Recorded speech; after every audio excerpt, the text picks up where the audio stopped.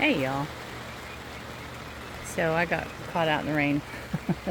I'm in the pea fowl house, and everybody's in here except for Ratchet. He had came as far as the outside enclosure and was on top. I thought he might jump down and come in the gate, but no, he didn't. He did not do that in time. But he has been coming back and letting us put him inside every night, and that makes me happy. So we put him inside about 7 o'clock. Hi littles, look at these littles. Look at these littles. They're actually getting really big. Getting really big. Those are the least ones over there by the door, and they're even getting really big. They're getting their little combs. And over here is Alana, Merida with her baby, and she's getting really big. But these guys are just ginormous. Just ginormous. Yes, they are. And they're really a great deal of fun to watch. Look at that crazy crown coming in. Those crowns are hysterical. Alright, it sounds like it stopped raining for just a brief moment. Nope, it did not. I thought maybe I could make a run for it. I should have brought an umbrella, but I was not expecting to get caught in a rainstorm. So, what you doing out there with your babies, darling? Say, I'm going to lean over my phone and see if I can keep it fairly dry while I scoot back to the porch real quick. Just a bit of catch-up information for y'all. Some is very kind of sad, but truly not really unexpected. There we go. And some is actually very frustrating, and you might even say angering. So anyway, well, we've got a duck fight going on. What are you guys doing? Grumps?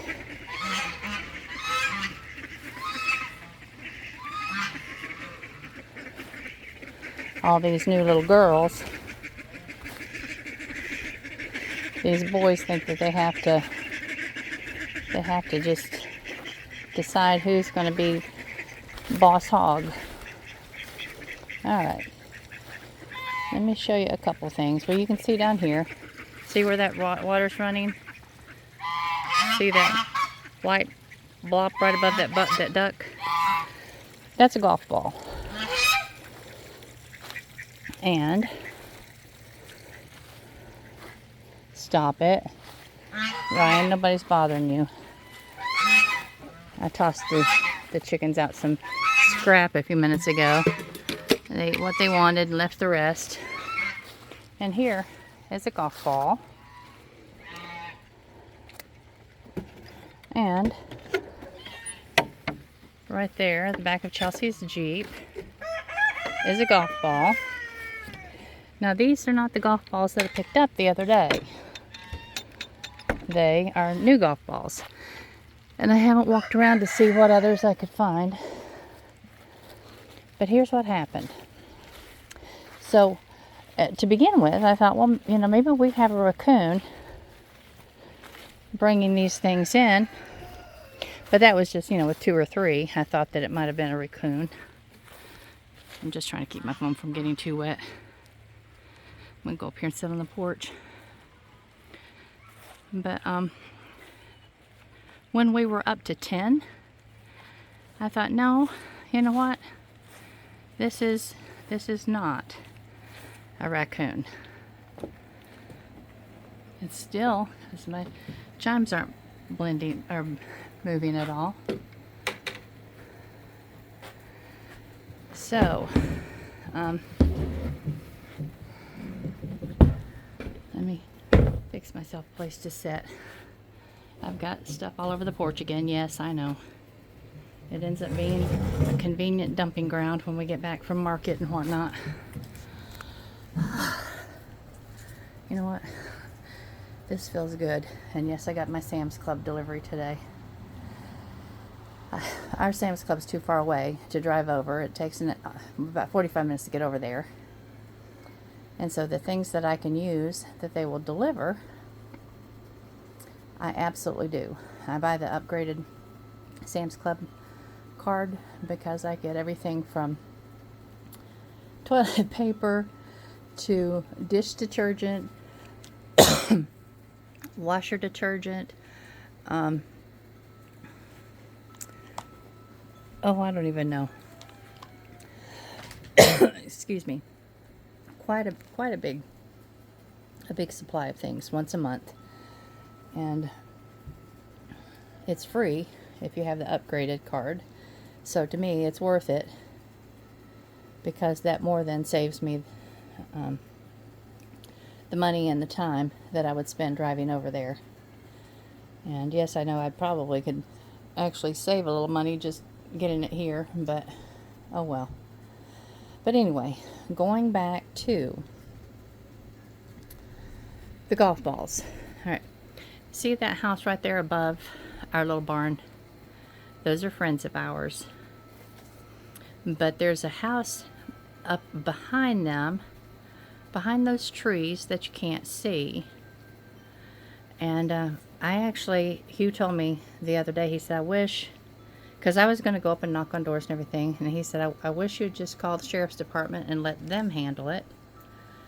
And so I did. I called the sheriff's department, and then they still asked me to handle it. They said, well, would you mind just attempting to find out who it might be and just, letting them know that you're finding them on your property and asking them if they will stop. So I said, well, okay, I can do that. So Chelsea and I got in our vehicle yesterday, or day before. I guess it was day before now. It was day before. And we drove up into that community. And nobody was home, actually, except for the people that lived directly behind our buddies there. And out in front, they have a flat area in front of their property, about 30 feet to the edge, and then a steep grade that goes straight down. And then on further down that grade, there's trees that come up, not so far that it blocks their view. It just comes up to a certain point. But anyway, in their front yard, they had one of those big rubber grids that you put golf balls on. And so Chelsea looked at that and she said, Mom, we might be in the right spot. So we knocked on the door, and a sweet little woman comes to the door, and she's a little bit older than me, and she is the mother of the 45-year-old man that lives there. He and his wife own the little home, and she lives with them. And so we talked to her for a bit, and we said, we're finding random golf balls absolutely all over our property. Do you know of anybody up in this area that might be driving golf balls from their property? And she says, oh, my son, he absolutely loves to drive from right there. And it was, that little gridded area. And I said, well, ma'am, I said, I don't believe that he could possibly know how far his golf balls are traveling. And so I explained to her that we had found them in our yard. We had found them up there beside our flower, at the end of our flower fields. We have found them beside Chelsea's Jeep now twice, because they were beside her Jeep a couple of days ago. We found them right in front of the little metal building down here. Hugh said there's one over there right now, just to this side, to the inside of the fence beside the driveway. And we have found now 3 inside the chicken lot. And I'm not sure how many. I mean, we have just found them in random places. He found one over here in this part of the yard. And so anyway, I explained to her, I said, we have a lot of animals, and I said they've landed close to our vehicles, which they could easily bust a windshield or bust a glass out or dent the vehicle. Not that we drive anything that it would matter if it were dented a bit. I said, but we have a lot of pets, and it would concern me heavily knowing that somebody's hitting golf balls down here that could hit one of my pets. And I said, and then, we're now part of the Haywood County Agritourism. And I said, if we have guests on our property, or if even one of us were to get hit, I said, it could be damaging or even worse. And I said, I'm certain your son must not realize how far his golf balls are traveling. And so I'm just asking you if you could please relay this message to him. I said, I've talked with the sheriff's department. She kind of went, that kind of shocked her. And I said, they just asked that we find out, who it might be and ask them to stop. And I said, so that's what we've done, and we're willing to just let it go there. It's not an issue if it doesn't continue. And she said, well, I will talk to him, and hopefully he will listen. Now, y'all, that kind of made my ears perk up. I thought, oh dear, this man sounds like he might be a problem. And his mother sounded to me a bit like she might be afraid of him. So I left it there. And then today we have found the 3 that I showed you, the 2 more in the dog lot, or in the bird lot rather, and another one beside Chelsea's Jeep.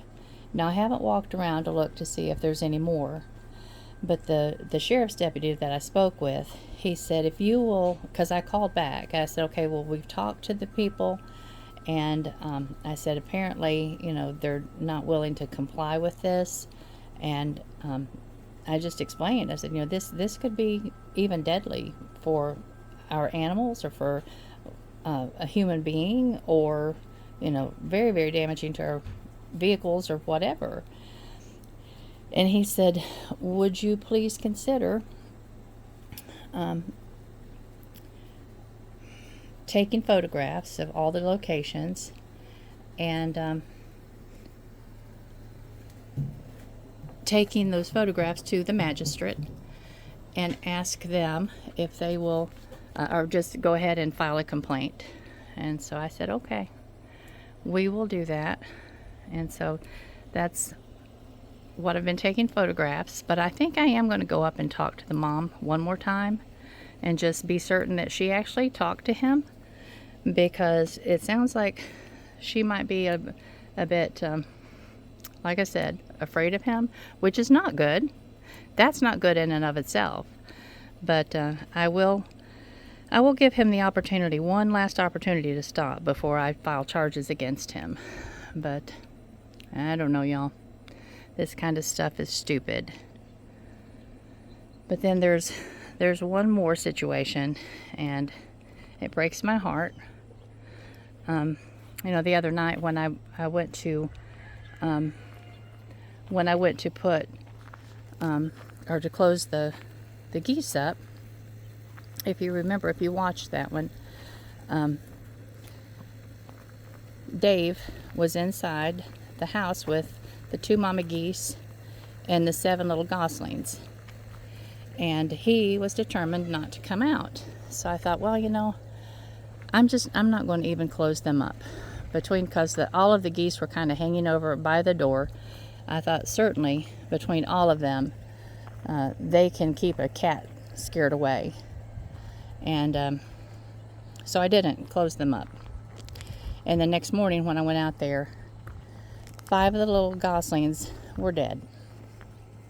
I don't think that anything had gotten them. I think that Dave had walked all over them. And not that he would have done that on purpose, I'm certain. But if there had been something that startled them and they just jumped around and got all scared and crazy like, then yeah. So that was a bad call on my part. We cleaned it out. We got everybody out of there. Chelsea and I got the 2 babies. and put them in a plastic box with some shavings. And then we settled, we thought just maybe the mama that was the mama of these two babies would go back in, but both mamas went back in. So we put the two babies back in there, food and water, and just totally closed them up in there. And we've left them in there for a couple of days like that. And the babies are thriving. They're growing really, really fast. And I think that we're gonna just let nature take its course at this point. Y'all, here I am walking down toward this gate, and lo and behold, look what I see. At this point, I'm getting angry. Some of y'all think that I'm just sweet. I told one member the other day, one subscriber the other day, that she said, "Miss Patty, you are the sweetest." And I said, it's easy to be sweet for 20-30 minutes on a camera. I said, but actually, no, I'm crusty and I'm salty. And hopefully y'all will never see me be as crusty and salty as I can be. But I think this young man is getting ready to see me all crusty and salty, because I'm getting ready to go up there and kind of give him a talking to. This is about ridiculous. And if he is unwilling to comply, then tomorrow we'll be visiting the magistrate. All right, y'all. That's all I wanted to talk to y'all about today. It's been kind of an odd and strange week. Frustrating, and the little goslings have been very sad. But I think they'll be easier when we get them moved over here. We're going to have, it won't be an enclosure, it will be just a little roofed area that will be just on the ground. It'll just be a little roof, basically 3 feet off the ground, so they can get under it when they need to get out of the weather. And it will be big enough, for us just to put some hay back in it, so they can actually be closed in on 3 sides, but that way they can get back in it to nest and do their thing. And there just won't be so many critters in one spot. Okay, I'm finished fussing for now. Well, fussing about what has happened, but I'm not finished fussing. I'm getting ready to go and do some serious fussing. But I love y'all much, and I will talk to you soon.